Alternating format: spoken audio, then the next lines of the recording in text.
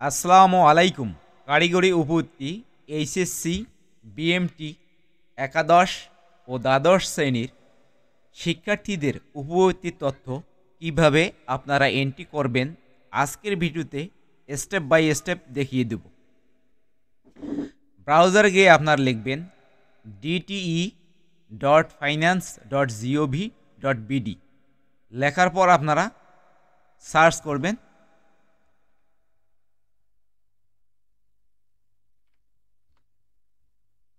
Search করার পর দেখবেন যে কারিগরি উপবৃত্তির ওয়েবসাইটটি চলে আসবে। এখানে লগ ইনের একটি পপ আপ মেনু চলে আসছে। প্রতিষ্ঠানের ইউজার নেম এবং পাসওয়ার্ড ও ক্যাপচার দিয়ে লগ ইন করতে হবে। অর্থাৎ আপনারা স্ব প্রতিষ্ঠানের ইউজার নেম এবং পাসওয়ার্ড দিয়ে এবং ক্যাপচার দিয়ে আপনারা লগ ইন করবেন। আমি আমার প্রতিষ্ঠানের ইউজার এবং পাসওয়ার্ড এখানে টাইপ করে দিচ্ছি এবং ক্যাপচারটিও আমি টাইপ করে দিচ্ছি।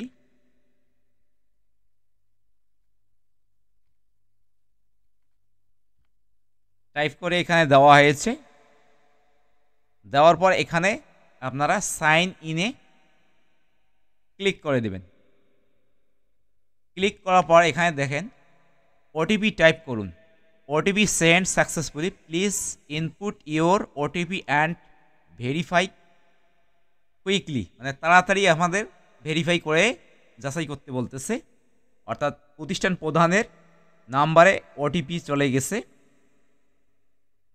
আমি এখন ওটিপিটি টাইপ করে দেব।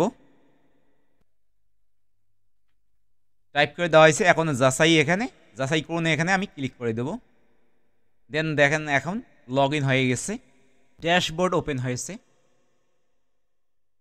এইচএসসি, বিএমটি, একাদশ এবং দ্বাদশ শ্রেণীর শিক্ষার্থীদের উপবৃত্তি তথ্য এন্ট্রি করার ক্ষেত্রে প্রাথমিক নির্বাচনে এখানে ক্লিক করতে হবে। ক্লিক করার পর নতুন শিক্ষার্থী এন্ট্রি এখানে আপনারা ক্লিক করবেন। ক্লিক করার পর দেখবেন যে একটি শিক্ষার্থীর অনলাইন আবেদন ফর্ম উপবৃত্তির চলে আসছে। এখানে নতুন শিক্ষার্থী যুক্ত করুন। 4টি স্টেপ আছে, যেমন শিক্ষার্থীর তথ্য, অভিভাবকের তথ্য, শর্তাবলী, পেমেন্ট বিবরণ। বিশেষ করে শিক্ষার্থীর এন্ট্রি করার আগে আপনারা ছবিগুলো সাইজ করে নেবেন। পাসপোর্ট সাইজের 512 কেবির সাইজের মধ্যে, জিপিজি অথবা পিএনজির মধ্যে। ফটোশপের মাধ্যমে আপনারা ছবিগুলো সাইজ করে রাখবেন। শিক্ষার্থীর তথ্য আমি এন্ট্রি করব, অর্থাৎ ব্যক্তিগত তথ্য দিব। এখানে আবেদনকারীর ছবি আপলোড করুন, এখানে ক্লিক করতে হবে। আমি এখানে ক্লিক করে দিচ্ছি। যে লোকেশনে আমার ছবিটি আছে আমি এটিকে সিলেক্ট করে নিলাম। দেন ওপেনে ক্লিক করলাম। ক্লিক করার পর এখানে দেখেন একটি প্রশ্ন চলে আসছে, যেহেতু এখানে ছবিটির একটা নাম্বার দেওয়া আছে, এটা ছবিটি শো করছে। ব্যক্তিগত তথ্য এখানে দিতে হবে। শিক্ষার্থীর জন্ম সনদের নম্বর শিক্ষার্থীর এখানে টাইপ করে দিতে হবে। টাইপ করে দিচ্ছি আমি।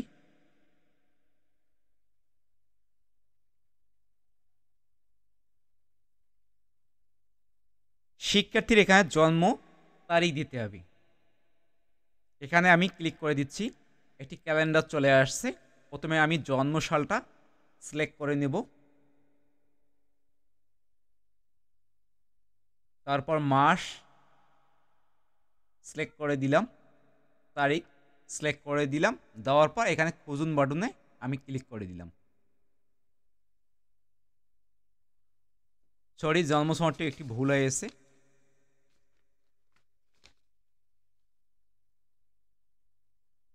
আবার জন্ম সনদটি আমি একটু যাচাই করে নিচ্ছি। এখানে 4টা 7 ছিল। এখন আবারও আমি এখানে খুঁজুনে ক্লিক করে দিলাম। দেওয়ার পর এখানে দেখেন শিক্ষার্থীর নাম বাংলায় চলে আসছে, শিক্ষার্থীর নাম ইংরেজি চলে আসছে। এখানে জেন্ডার চলে আসছে। এখানে পিতার এনআইডি এখানে টাইপ করে দিতে হবে।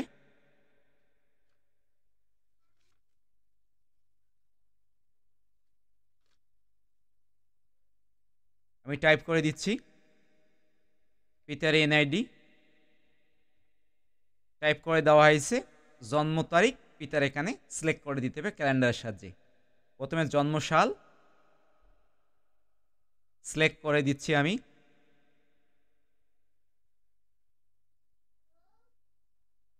মাস এখানে সিলেক্ট করে দিব। জন্ম তারিখ এখানে সিলেক্ট করে দেব। এখানে খুঁজুন বাটন আছে, এখানে ক্লিক করতে হবে। তারপর একটি ক্যাপচা চলে আসছে, এখানে ক্যাপচাটি টাইপ করে দিতে হবে।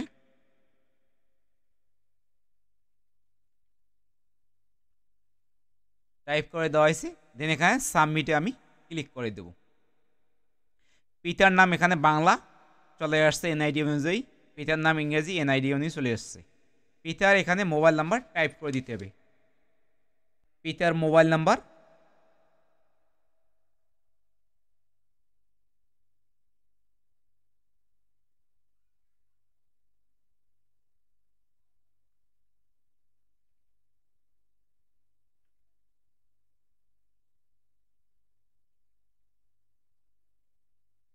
টাইপ করে দেওয়া হয়েছে। পিতার মোবাইল নাম্বার, মাতার এনআইডি নাম্বার এখানে টাইপ করে দিতে হবে।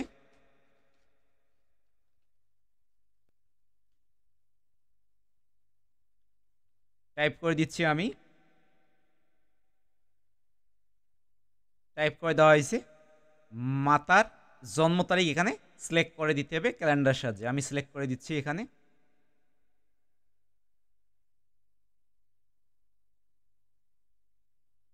মাস এখানে সিলেক্ট করে দেব।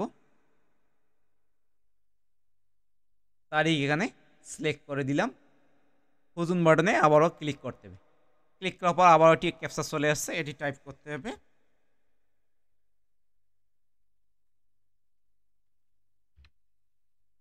দেন সাবমিটে এখন ক্লিক করে দেব। এনআইডি অনুযায়ী মাতার নাম এখানে চলে আসছে, বাংলায় ইংরেজিতেও চলে আসছে। মাতার মোবাইল নাম্বার এখানে টাইপ করে দিতে হবে।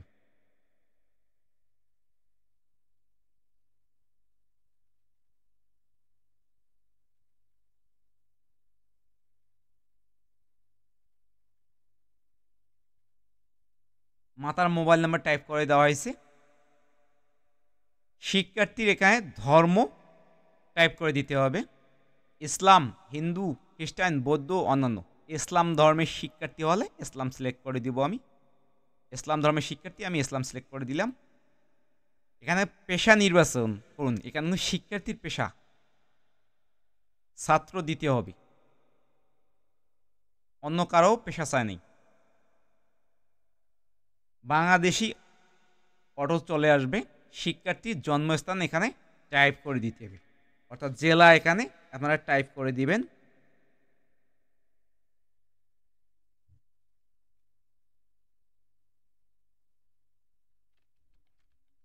বাংলায় টাইপ করে দেবেন।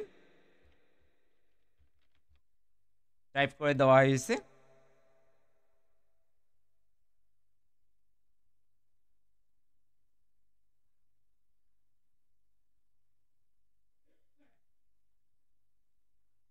স্থায়ী ঠিকানা অর্থাৎ বর্তমান ঠিকানা, শিক্ষার্থীর স্থায়ী ঠিকানা এখানে বিভাগ নির্বাচন করতে বলছে। এখানে বিভাগ নির্বাচন আমরা করে দেব। জেলা নির্বাচন করুন, এখান থেকে নির্বাচন করে দিবেন আপনারা। উপজেলা নির্বাচন করে দিবেন। পৌরসভা, ইউনিয়ন, সিটি কর্পোরেশন নির্বাচন করে দিতে হবে। এখানে পোস্ট কোড এখানে টাইপ করে দিতে হবে।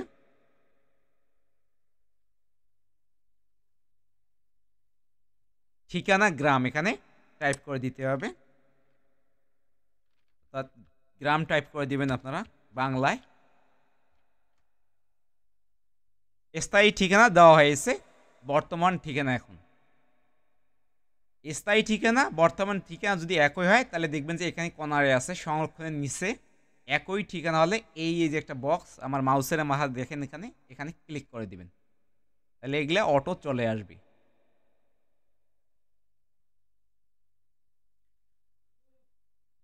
পূর্ববর্তী শিক্ষার তথ্য এখানে দিতে হবে।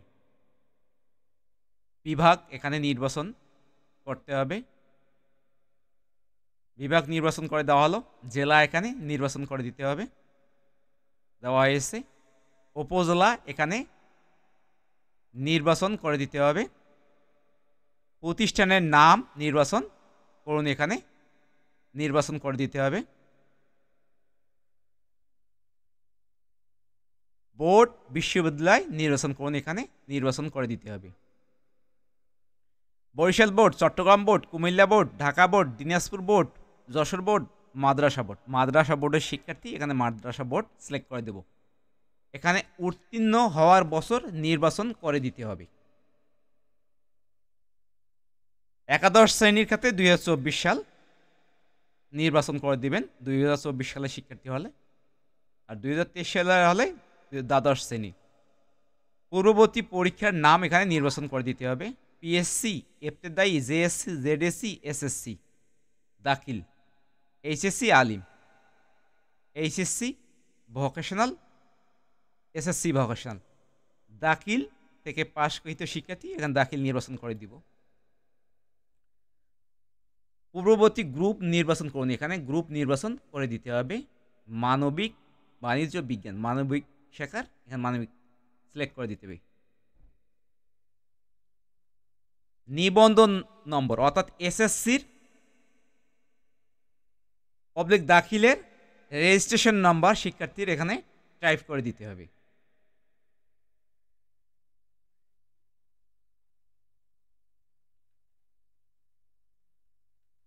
টাইপ করে দেওয়া হয়েছে। এখন ফলাফল টাইপ করে দিতে হবে।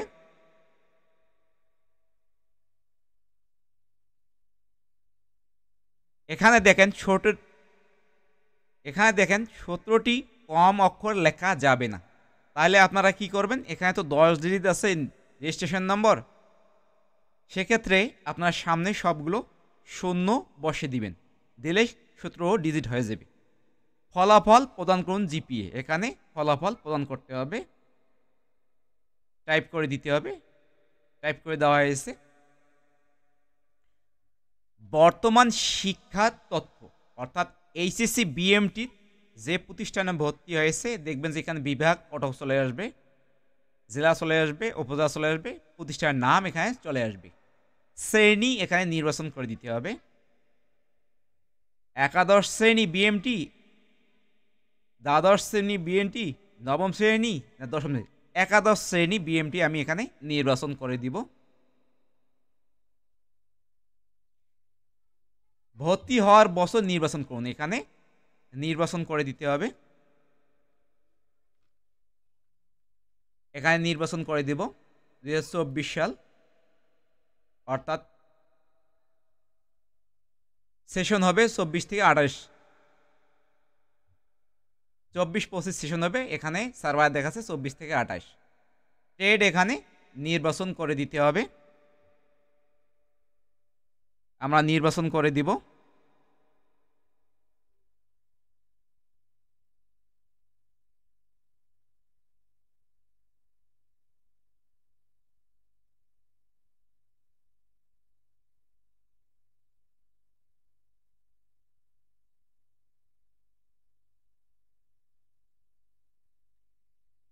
এখান থেকে টেকনোলজি অবলিক ট্রেড এখানে সিলেক্ট করে দিতে হবে।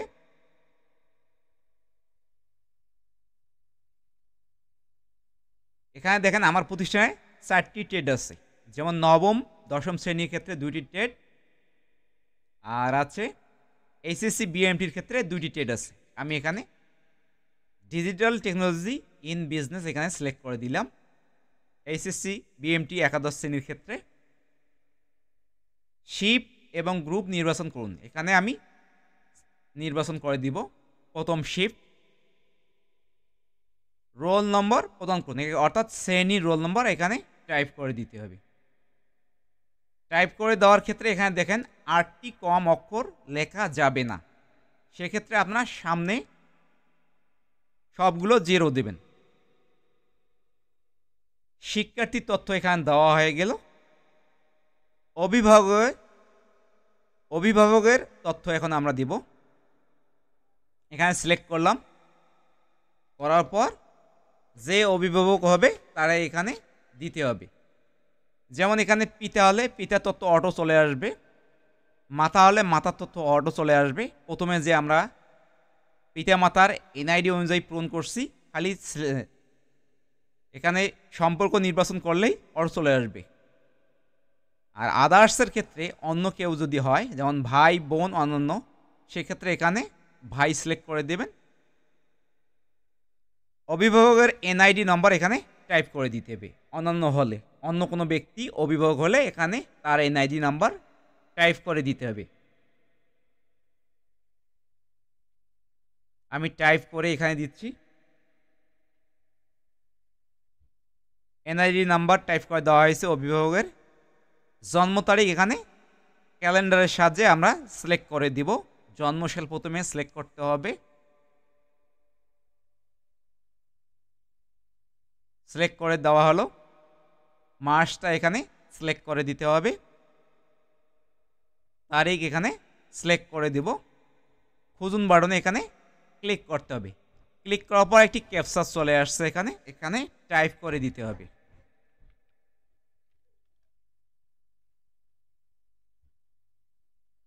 সাবমিটে ক্লিক করে দেব। ক্লিক করে দেওয়ার পর অভিভাবকের তথ্য এখানে চলে আসছে। এখন অভিভাবকের মোবাইল নাম্বার এখানে টাইপ করে দিতে হবে।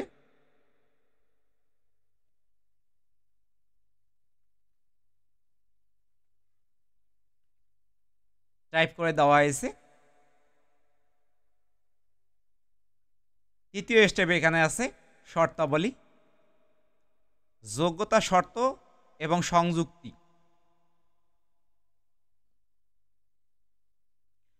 পড়াশোনা খরচ বহন করবে কে?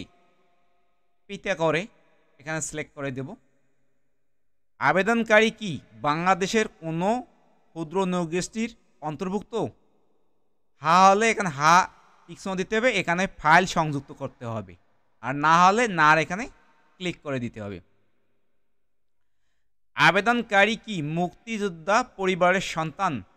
হলে এখানে হার এখানে টিকচিহ্ন এখানে এই বক্সে ক্লিক করে দিবেন। আর না হলে এখানে ক্লিক করে দেবেন। আর মুক্তিযোদ্ধার সন্তান হলে মুক্তিযোদ্ধা সনদ এখানে সংযুক্ত করতে হবে।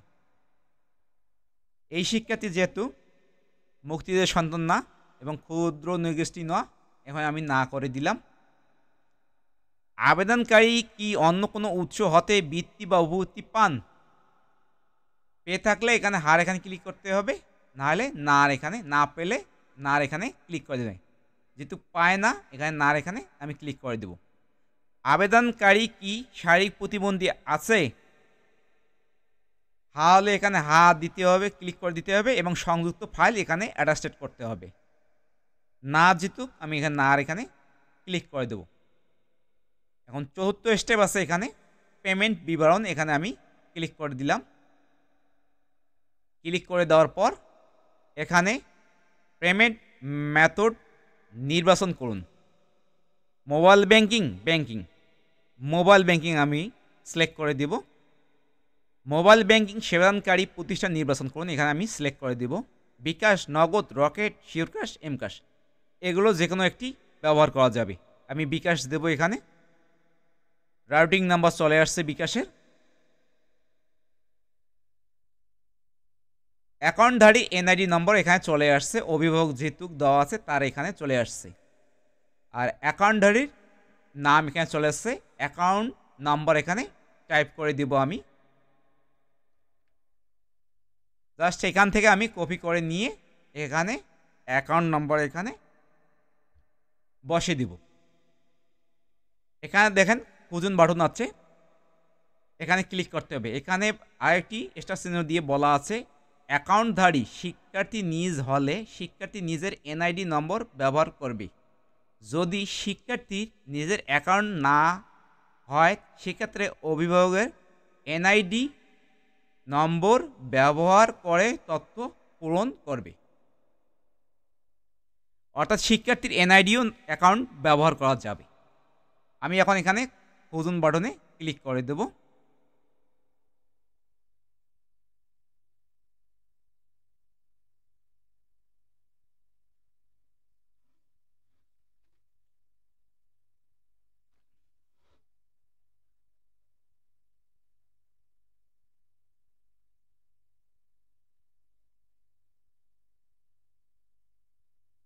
সরি, একটু ভুল হয়ে গেছে এখানে। আমি বিকাশ সিলেক্ট করেছিলাম, নগদ অ্যাকাউন্ট হবে, এজন্য তথ্য সঠিক আসছিল না, অর্থাৎ অ্যাকাউন্টের সাথে মিল ছিল না। অবশ্যই আমাদের করতে হবে, যেমন এখানে মোবাইল নাম্বার একটি দেওয়া আছে এবং এনআইডি নম্বর দেওয়া আছে। এখানে সিম, নগদ একই এনআইডি নম্বর দিয়ে রেজিস্ট্রেশন থাকতে হবে, না হলে ম্যাচিং হবে না। খুঁজুন বাটনে ক্লিক করে দেখেন এখানে চলে আসছে এই মোবাইল নম্বরে অ্যাকাউন্ট খুঁজে পাওয়া গেছে। জাতীয় পরিচয়পত্রের সাথে এই অ্যাকাউন্ট নম্বর খুঁজে পাওয়া হয়েছে, অর্থাৎ হচ্ছে এনআইডি নম্বর দিয়ে সিম এবং নগদ একই আছে, অর্থাৎ একই এনআইডি ব্যবহার করছে স্মার্ট কার্ড। এনআইডি দিয়ে সিমটাও রেজিস্ট্রেশন ছিল এবং নগদটাও রেজিস্ট্রেশন ছিল, সেক্ষেত্রে মিলে গেছে। এখন আমরা এখানে সংরক্ষণ বাটনে ক্লিক করে দেব। কোর্স সাকসেসফুলি সেভ হচ্ছিল, শিক্ষার্থীর তথ্য এন্ট্রি হয়েছে।